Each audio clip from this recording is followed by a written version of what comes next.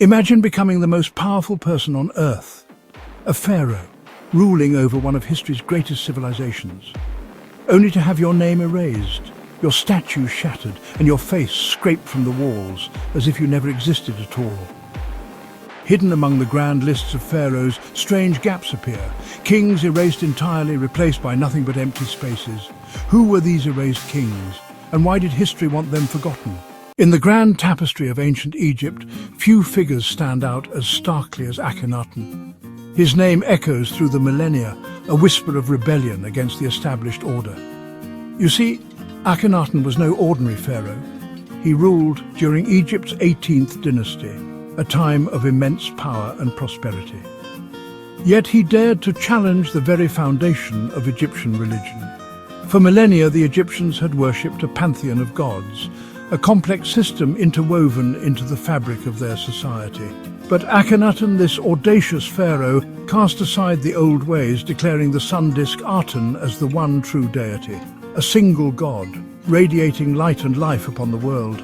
Imagine the upheaval, the shockwaves that must have reverberated through the priestly classes, the elite, the common people themselves.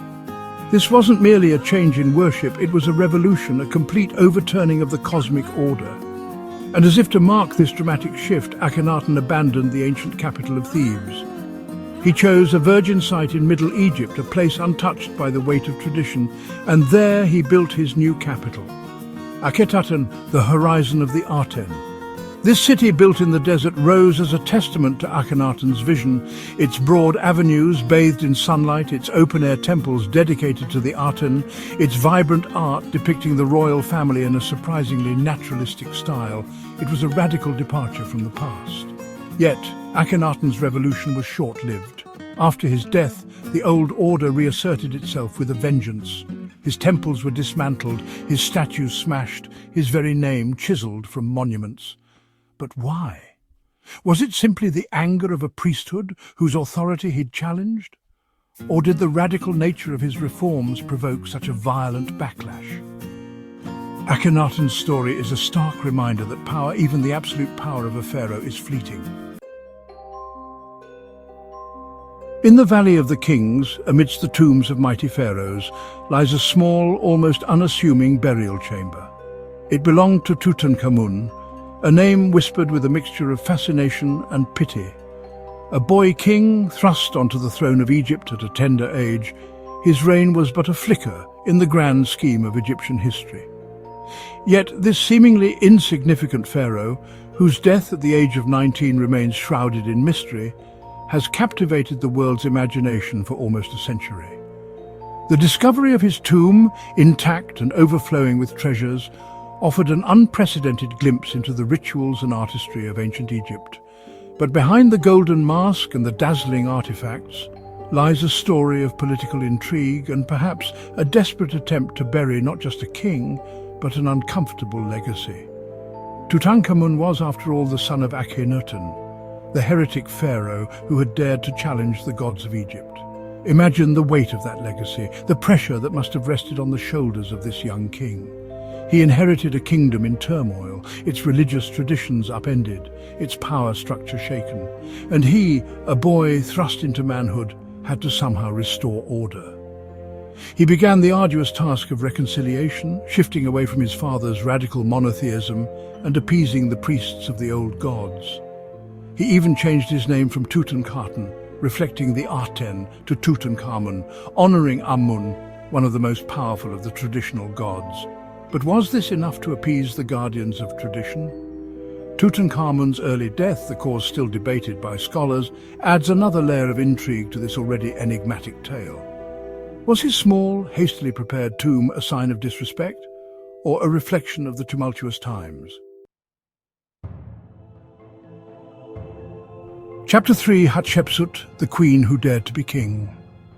The sun beats down upon the majestic temple of Deir el-Bahari, its terraces rising from the desert floor like a giant stairway to the heavens. This architectural marvel, carved into the cliffs of western Thebes, stands as a testament to one of Egypt's most extraordinary rulers, Hatshepsut, the female pharaoh. In a society dominated by men, Hatshepsut's rise to power was nothing short of remarkable. Daughter of Thutmose I, she was initially relegated to the role of regent, ruling alongside her young stepson, Thutmose III. But Hatshepsut, ambitious and shrewd, was not content to remain in the shadows. She gradually assumed full power, taking on the titles and regalia of a king. She donned the traditional kilt, the false beard, even the Nemes headdress, symbols of pharaonic authority. In her statues and reliefs, she presented herself as a male ruler, a powerful king striding alongside the gods. But Hatshepsut was no mere impostor seeking to deceive her people. She ruled wisely and effectively, ushering in an era of peace and prosperity.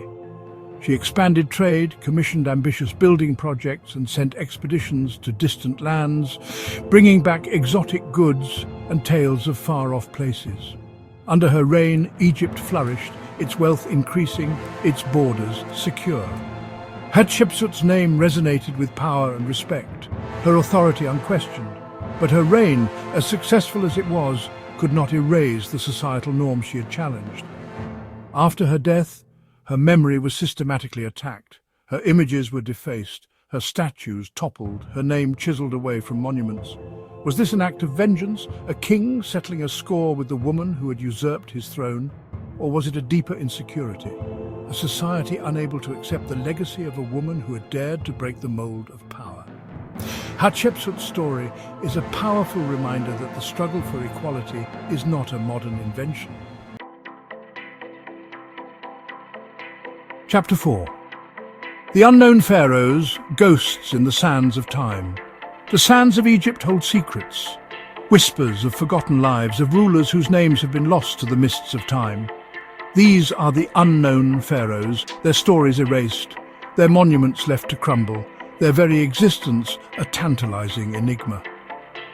Archaeologists, meticulously piecing together the fragmented jigsaw puzzle of the past, occasionally stumble upon these historical black holes. An inscription deliberately defaced, a cartouche carefully chiseled away, a name removed from a king list, leaving an empty space, a void where a ruler once stood. Who were these forgotten pharaohs? Were they victims of dynastic struggles, their reigns cut short by ambitious rivals who sought to obliterate their memory? Or perhaps they were rulers from turbulent times, periods of chaos and upheaval when the throne changed hands frequently, leaving a trail of broken legacies.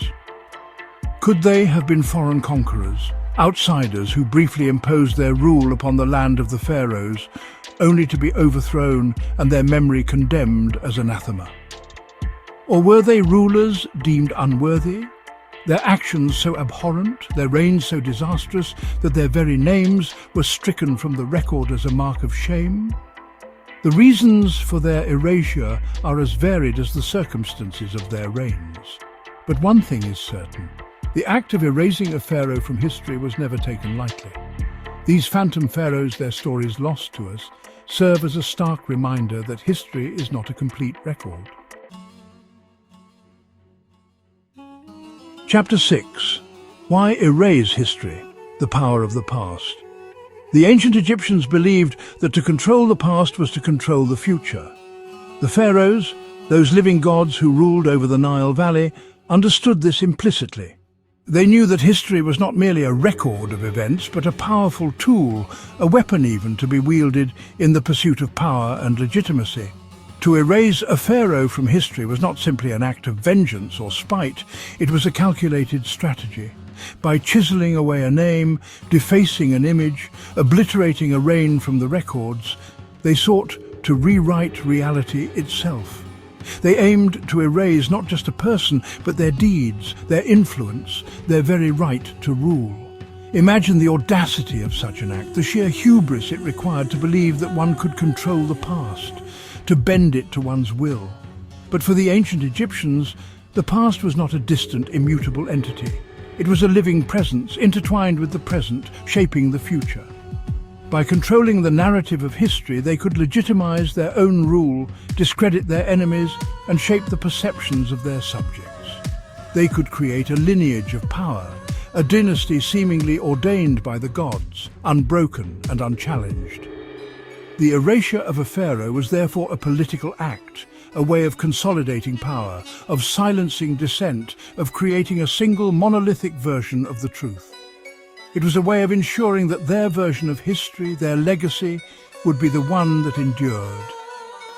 This manipulation of the past, this desire to control the narrative, is not unique to ancient Egypt. Next time you look at an ancient list of kings, notice the empty spaces.